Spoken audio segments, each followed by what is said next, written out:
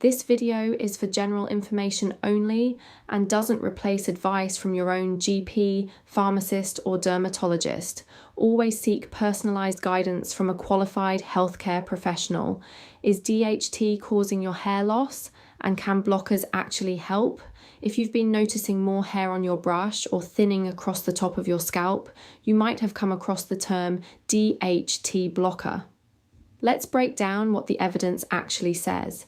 Hair loss affects a huge number of women, and for many, a hormone called dihydrotestosterone, or DHT, plays a central role. DHT is an androgen derived from testosterone. Women produce it in smaller amounts through the ovaries, adrenal glands, and other tissues. In women who are genetically susceptible, DHT binds to receptors in the hair follicles and causes follicular miniaturisation. Essentially, the follicles gradually shrink, producing finer and shorter hairs over time until growth eventually stops. This is what underlies female pattern hair loss, also called androgenetic alopecia. It typically shows up as diffuse thinning across the crown and top of the scalp. Importantly, many women with this condition have completely normal hormone levels on a blood test. The issue isn't always how much DHT is circulating, but how sensitive the follicles are to it. That means DHT blocking treatments won't be the right approach for everyone.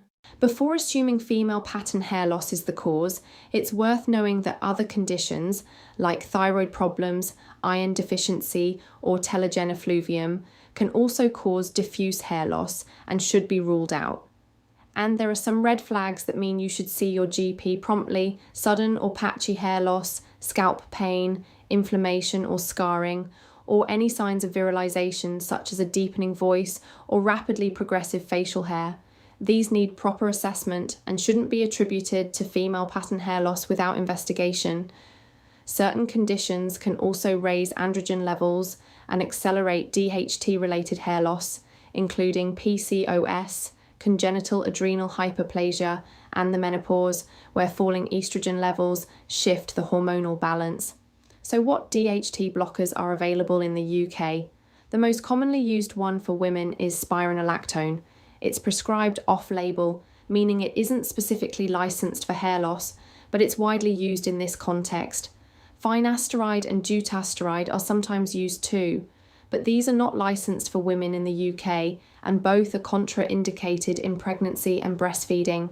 If you're of childbearing age, effective contraception is required alongside all three of these treatments. They should only ever be accessed through a qualified prescriber, not through unregulated online sources. It's also worth knowing that some topical anti-androgen formulations are available privately, but these are unlicensed in the UK and should only be used if prescribed by a qualified clinician.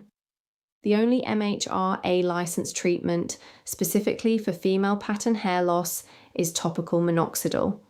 That's considered first-line therapy, and DHT blockers are typically considered alongside or after that, depending on your individual situation. In terms of what to expect, DHT blockers tend to slow or halt hair loss rather than fully restore it. Effects can take 6 to 12 months to become apparent, and if you stop, hair loss often returns. This is a long-term commitment, not a quick fix. On safety, spironolactone requires regular monitoring of your potassium levels and kidney function. Finasteride and dutasteride carry MHRA-flagged risks of psychiatric and sexual adverse effects. Your prescriber should discuss these with you before you start. If you notice mood changes, sexual side effects, or anything that concerns you, contact your doctor. Don't stop or adjust your treatment without speaking to a healthcare professional first. To recap, DHT drives follicular miniaturisation in female pattern hair loss, even when hormone levels appear normal. Spironolactone is the most commonly used DHT blocker for women in the UK, but it's off-label and not right for everyone. Topical minoxidil remains the only licensed first-line treatment, and any DHT blocker should only be started under the guidance of a qualified prescriber with appropriate monitoring in place. If this has been helpful, drop a comment below.